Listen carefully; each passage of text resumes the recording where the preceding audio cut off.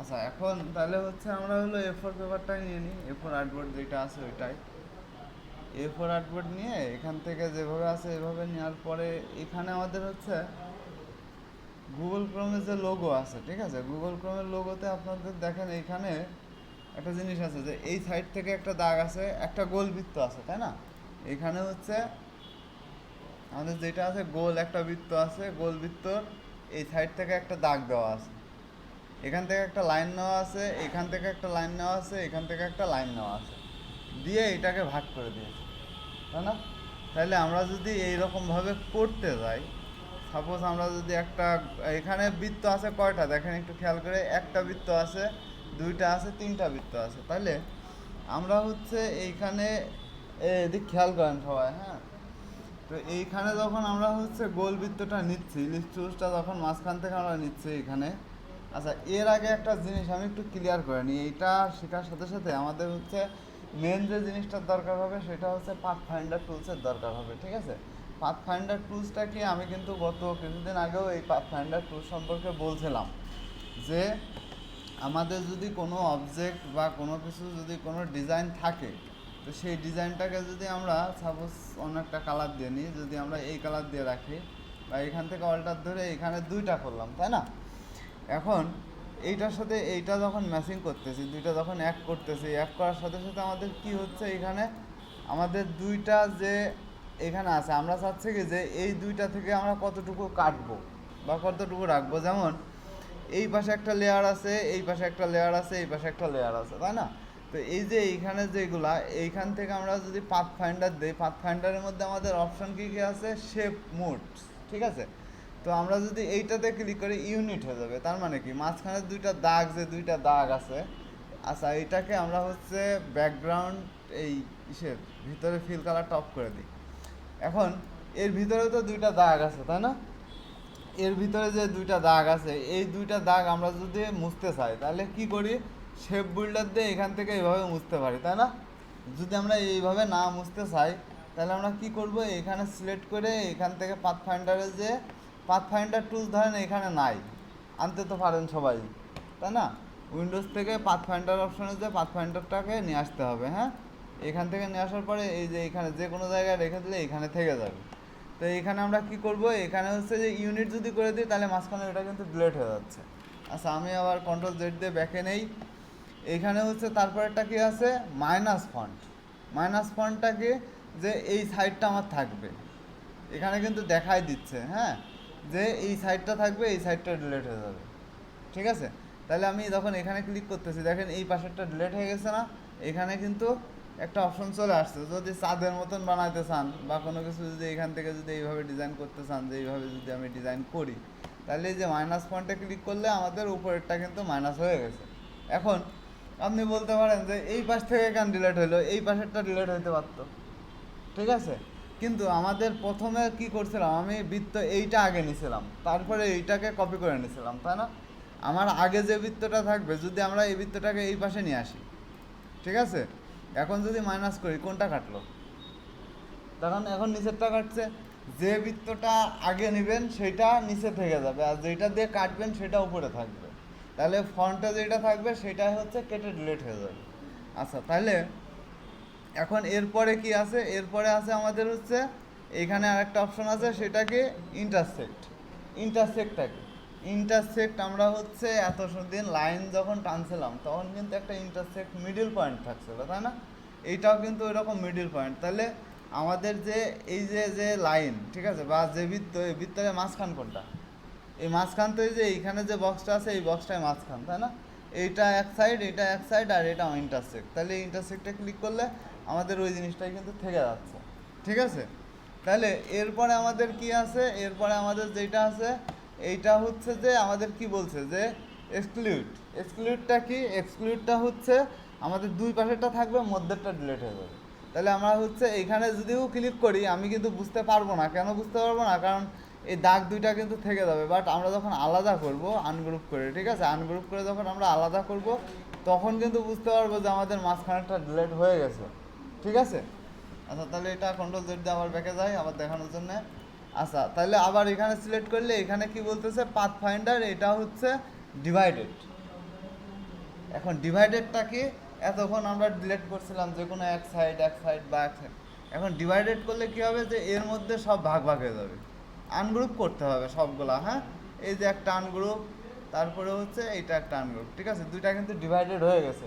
এইটা ডিভাইডেড দেখতে একরকম মনে হচ্ছে, যে ওইটাও তো একরকম এটাও একরকম, কিন্তু অন্য যখন ডিজাইন করবেন বা অন্য কিছু যখন নেবেন তখন সিস্টেমটা আলাদা হবে। যেহেতু একটা বৃত্তর এটা ডিভাইডেড এইভাবেই হয়। হ্যাঁ, আচ্ছা, এটাকে কন্ট্রোল জেড দিয়ে আবার ব্যাকে নিয়ে যাই। আচ্ছা, এরপরে আমাদের যেটা আছে সেটাকে ট্রিম করলে কি হবে, এখানে the filter product no result, please select one or more field face, ঠিক আছে। এখানে হচ্ছে যেটা আছে ট্রিম করলে ট্রিমটা নিচ্ছে না, ঠিক আছে। এটা কি কারণে নিচ্ছে না, আচ্ছা দেখি এর পরেরটা দেখি। এর পরেরটা হচ্ছে কি ক্রপ, মানে ওই ক্রপ করলে এক সাইড কেটে দেখেন ওই যে আপনার এই সাইড থেকে যে স্টক কালার আছে সেটাও কিন্তু বন্ধ হয়ে যাচ্ছে, ঠিক আছে, ক্রপ করার পরে। তারপরে এইখানে কিছু অপশন আছে, আউটলাইন নেওয়া, তারপরে মাইনাস ব্যাক, ঠিক আছে। এইটা আর এইটা হচ্ছে নিচেরটা, ঠিক আছে, আর এইটা হচ্ছে উপরেরটা।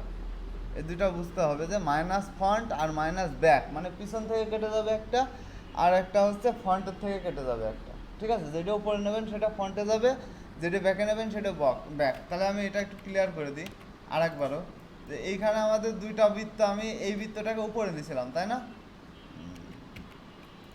এই বৃত্তটাকে আমরা উপরে নিয়েছিলাম, আনগ্রুপ হচ্ছে না, এগুলো সব বাদ, এগুলোর পরে অনেক টর্চার করে ফেলছি। এখানে হচ্ছে আর একটা বৃত্ত আমি নিলাম, এখানে আরও একটা বৃত্ত নিলাম। আচ্ছা, বৃত্ত বাদ দিই, আমরা বক্স নেই, বক্সের সুবিধা হবে। হ্যাঁ, এখানে বক্স নিলাম, তাই না, এখানে বক্স নেওয়ার পরে এখানে হচ্ছে আমরা ছোটো করে আর একটা বক্স নিই, ছোটো করে, ঠিক আছে। এখন এই যে বক্সটা আমরা এখানে রাখলাম, এখন যদি আমরা এখান থেকে এইটা করি তাহলে কি হবে, মাইনাস ফন্টে করলে উপরেরটা কেটে যাচ্ছে, মানে এই পাশ থেকে কেটে যাচ্ছে, তাই না। আবার কন্ট্রোল জেড দেই, এইখানে যদি আমরা মাইনাস ব্যাকে দেই তাহলে আমার উপরেরটা ওই পাশেরটা কেটে যাচ্ছে, পিছনে যেটা আগে নিয়েছিলাম সেটা আগে কেটে গেছে, কেটে এইটা কিন্তু আমার এখানে তৈরি হয়ে গেছে। তাহলে এইবার হচ্ছে আমরা হচ্ছে গুগল ক্রোমের লোগোটা কীভাবে করতে পারি সেটা দেখতে হবে। তাহলে গুগল ক্রোমের লোগোতে আমাদের কি কি লাগবে, রেক্ট্যাঙ্গেল টুলস লাগবে ফার্স্ট, দ্বিতীয় আমাদের হচ্ছে রোটেট টুলস লাগবে, 3 নাম্বার লাগবে পাথফাইন্ডার, ঠিক আছে। এই তিনটা জিনিস নিয়ে আমরা কাজ করব। তাহলে খুব ভালোভাবে দেখবেন কিভাবে করতে হয়। এইখানে দেখেন যে ইলিপস টুলস আমরা যখন মাঝখান থেকে নিচ্ছি, সেন্টারে, কারণ আমাদের যে আর্টবোর্ড আছে আর্টবোর্ডের সেন্টারেই করি, মাঝখানে মাঝামাঝি রাখার জন্য সেন্টার, অথবা আপনারা যে কোনো জায়গাতেই নিতে পারেন, এটা নিয়ে কোনো রিকোয়ারমেন্ট নাই যে এখান থেকেই নিতে হবে। হ্যাঁ, আপনাদের ইচ্ছা। তো কন্ট্রোল শিফট অল্টার ধরে নিলে একদম মাঝখান থেকে গোল হয়, এত বড়ই নিই।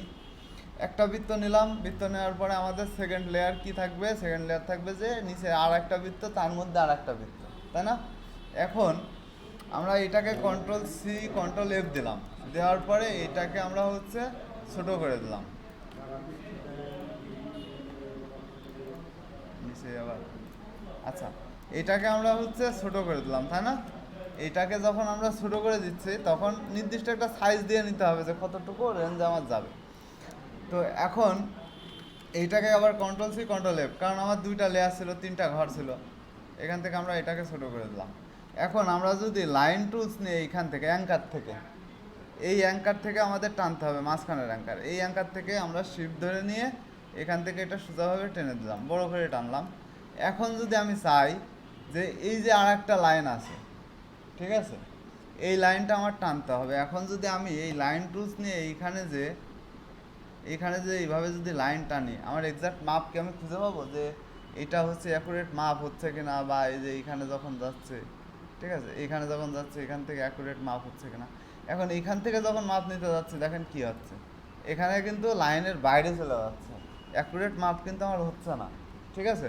তাহলে এইভাবে ডিজাইন করলে কিন্তু হবে না, যে সহজভাবে করা যায়, দেখা যাচ্ছে যে আপনারা মাপ নিয়ে যদি হাত এত ইজি হয় তাহলে করতে পারবেন। তা সেই ক্ষেত্রে আমরা কি করব, সেই ক্ষেত্রে আমরা হচ্ছে এই যে এই লাইনটাকে সিলেক্ট করব, ঠিক আছে, সিলেক্ট করে এই যে রোটেটে যাব। হ্যাঁ, রোটেট টুলসে যে আমরা হচ্ছে এই যে সেন্টার নিছিলাম, মানে এই যে এই গোল বৃত্তটা, এই যে বড় বৃত্তটার মাঝখানে যে সেন্টার, এই সেন্টারে অলটা ধরে নিয়ে এখানে একটা ক্লিক করে দেবো, ক্লিক করলে এখানে কি আসছে, রোটেট 120, এখানে 0 আছে, আমাদের 120 দিতে হবে, ঠিক আছে। আচ্ছা ক্যাপস লক করতে আসলে 120 দিতে হবে, হ্যাঁ 120 দিয়ে এখান থেকে কপি করে দিতে হবে। দেখেন আসছে। এবার কন্ট্রোল ডি দিয়ে দিলে এই পাশেরটা আসছে। তাহলে কি যে আমার এটা কিন্তু একদম দাগের সাথে মিশে গেছে, বোঝা যাচ্ছে না যে এটা হচ্ছে দাগের বাইরে আছে না ভিতরে আছে। এখন একটা কথা কি, যে এখন যে আমি নিচের দাগটা নিলাম, ঠিক আছে, এখন এই যে এইটা আমি একটা শেপ দেখালাম যে এই রকম ডিজাইনটা হবে, তাই না। এখন এইভাবে ডিজাইনটা নিলে হবে না, ডিজাইনটা নিতে হলে কি করতে হবে, এই দাগটাকে আমার বাদ দিয়ে দিতে হবে। বাদ দিয়ে নিয়ে আমরা কি করব, এই যে লাইন টুলস আছে, লাইন টুলস না পেন টুলস, পেন টুলস দিয়ে এইখানে একটা ক্লিক করে এখান থেকে ক্লিক করে এই যে এইটাকে কভার করে দিলাম। এখন এই যে এইখানে যে অ্যাঙ্কার আছে, এই অ্যাঙ্কার থেকে এই অ্যাঙ্কারে আমি হচ্ছে কভার করে দিচ্ছি। তাহলে কি হলো, যে এখানে আমাদের একটা বক্স তৈরি হলো, তাই না। এই দুইটা বক্সকে আমরা সিলেক্ট করব, মানে জাস্ট এই যে এই দুইটা যে লেয়ার, এই দুইটা লেয়ার বাদ দিয়ে আমরা জাস্ট উপরের এই বক্সটা আর হচ্ছে এই যে নিচের এই বক্সটা, শুধু এই দুইটাকে সিলেক্ট করব, আর একটাও না। যদি মনে করেন যে সব সিলেক্ট করবেন তাহলে কিন্তু হবে না, ঠিক আছে। যেহেতু এইটা একটা পার্ট, তাই না, এখানে একটা পার্ট ছিল না, আর হচ্ছে এই বৃত্তটা আমার হচ্ছে আর একটা পার্ট, ঠিক আছে।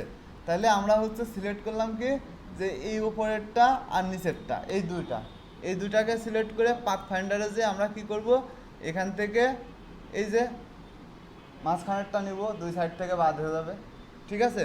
তাহলে মাঝখানেরটা নিয়ে নিলাম, এই যে চলে আসছে অলরেডি, ঠিক আছে। এখন আবার কি করতে হবে, আমাদের যখন এই যে অপশনটা চলে আসছে তখন এই যে দুই বৃত্তকে আগে থেকে করে নেবেন, হ্যাঁ, এই দুই বৃত্তকে ডান বাটন ক্লিক করে অ্যারেঞ্জ থেকে ব্রিং টু ফন্টে নিয়ে নেবেন, ঠিক আছে। এটা ফন্টে চলে আসবে অলরেডি। ফন্টে আসার পরে আমরা কি করব, এইটাকে সিলেক্ট করব, এটাকে সিলেক্ট করে এই যে রোটেট টুলস আছে, এখান থেকে রোটেট টুলসে নিয়ে এই যে আবার সেন্টারে যে অল্টার ক্লিক করে সেন্টারে ক্লিক করলাম, এখানে 120 আছে না, আমরা এখান থেকে কপি করে দিলাম, কন্ট্রোল সি কন্ট্রোল ডি, দেখেন হয়ে গেছে কিন্তু। এখন আমরা হচ্ছে এই দুইটাকে তো ফন্টে নিয়ে আসছিলাম, তাই না। শিওর হওয়ার জন্য আরেকবারও নিয়ে আসি, ব্রিং টু ফন্ট, ঠিক আছে। যদি না আসে তাহলে ফন্টে নিয়ে নেবেন। এখন এইখানে হচ্ছে আমাদের কি কালার ছিল, রেড কালার, তাই না। এখানে কি কালার ছিল, সবুজ কালার। তারপরে এখানে যেটা কালার ছিল সেটা হচ্ছে হলুদ কালার, তাই তো। এবার এইখানের এইটাতে কি কালার ছিল, সাদা কালার। আবার এই উপরেরটাতে আমাদের কালার ছিল কি, আকাশি কালার। তাহলে এইটাকে সিলেক্ট করে আমরা হচ্ছে স্ট্রোক থেকে এটা অফ করে দিলাম। এখন কি হয়েছে না, পারফেক্ট হয়েছে কিনা। তাহলে এই জিনিসটাকে পারফেক্ট করতে হলে এইভাবে ডিজাইন করতে হবে, ঠিক আছে।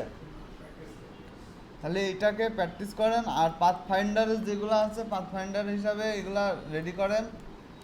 আর এদিকে হচ্ছে কালার কম্বিনেশনটা হচ্ছে আপনাদের মনের মতন করে নেবেন, আর হলো স্টক কালারটা অফ করে দিবেন, ঠিক আছে।